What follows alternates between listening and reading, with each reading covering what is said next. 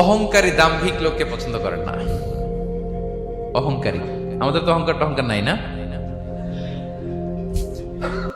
আছে? অহংকার আছে? কিসের অহংকার বলেন? টাকার, আর ক্ষমতার, আর সৌন্দর্যের, আর হ্যাঁ পাওয়ার, সোশ্যাল পাওয়ার।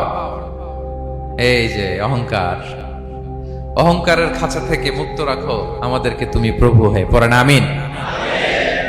এটা একটা ভয়ঙ্কর খাঁচা। আচ্ছা, অহংকার করার আমাদের আছে কি বলেন তো? কিছুই নেই। আল্লাহ বলে ওয়া খুলিকাল ইনসানু দাঈফা, তোমাদেরকে আমি দুর্বল করে তৈরি করছি। আমরা দুর্বল, শুধু দুর্বল না, দুর্বলের ঘরের দুর্বল। আমার বাপ ছিল দুর্বল, আমার দাদা ছিল দুর্বল, আমরা 14 গোষ্ঠী কি? হাল আতা আলাল ইনসানি হিনুম মিনাদ দাহরি লাম ইয়াকুন শাইআম মাযকুরা। আল্লাহ বলেন একটা সময় ছিল উল্লেখ করার মতো তোমার কিছুই ছিল না। আজকে তো এত লম্বা চওড়া মানুষ, আমরা কিছুই ছিলাম না। আল্লাহ বলেন হাল আতা আলাল ইনসানি হিনুম মিনাদ দাহরি লাম ইয়াকুন শাইআম মাযকুরা। তুমি কিছু ছিলা, একটা সময় কিছুই ছিল না, উল্লেখ করার মতো তুমি কিছুই ছিল না। অস্তিত্বহীনের জগৎ থেকে তোমাকে আমি অস্তিত্ব আনলাম।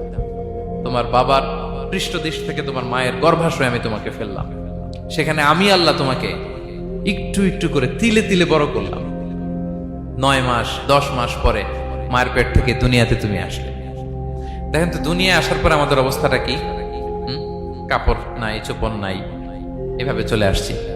আসার পরে কেউ যদি মুখে খাবার তুলে দেয় তাইলে খাইতে পারি, হ্যাঁ, তাও লিকুইড খাবার, এদিক দিয়ে দিলে এদিক দিয়ে পড়ে যায়, খালি মুছতে হয়।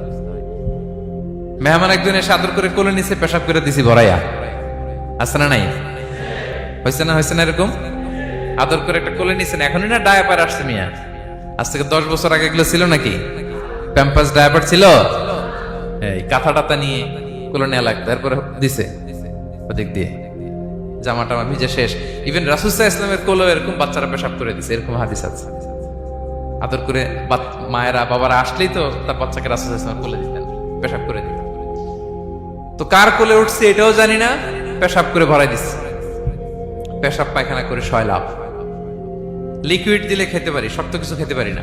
এই তো আমি, এই তো আমার ক্ষমতা। একজন যে বললেন ক্ষমতার অহংকার, এই তো ক্ষমতাটা তো এতটুকু। এরপরে যখন জোয়ান হয়েছে, এখন তো জোয়ান, এখানে একটা ভূমিকম্প হইলে কি অবস্থা হবে বলেন তো জোয়ানদের? হ্যাঁ, কাঁপতে কাঁপতে সব শেষ। একটা ভূমিকম্প, একটা তুফান হলে ওটার বিরুদ্ধে দাঁড়াতে পারি না। একটা তুফান, রাস্তায় টায়ার পাংচার হলে লাফ দিয়ে উঠি। ক্ষমতা আমার নাকি ক্ষমতার অহংকার। কি দুর্বল আমরা, হ্যাঁ? কুকুর আমাদেরকে কামড় দিলে আমরা কুকুরের কামড়ও দিতে পারি না, ঠিক কিনা? মশা যে কামড়া, এটা ধরতে না পারলে কিছু করতে পারি? কামড় মাইরা দিছে দৌড়। বল্লা পোকা এটা যদি কামড় দিয়ে দৌড় দিয়ে কিছু করতে পারেন? তো কিসের ক্ষমতা আপনার? এরপর আবার যদি 70-80 বছর হায়াত পাই, আবার আগের মতো যেখানে বসি ওইখানেই ডাইরেক্ট, আছে না নাই? বয়স যখন 80 হয়ে যায় আর থাকে শরীরের কন্ট্রোল, আবার যেখানে বসে ওইখানেই পেশাব পায়খানা।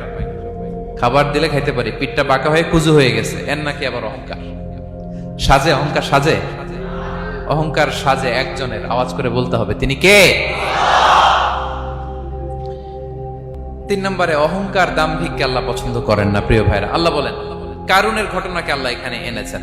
আল্লাহ বলেন ইন্না কারুনা কানা মিন কওমি মূসা। কারুন ছিল মূসা আলাইহিস সালামের কওমের লোক, মূসা আলাইহিস সালামের কাজিন ছিল মূলত। কারুন নামে একজন সম্পদশালী ছিল। মিশরের রাজধানী কায়রো থেকে 100 কিলো দূরে ফাইয়ুম নামে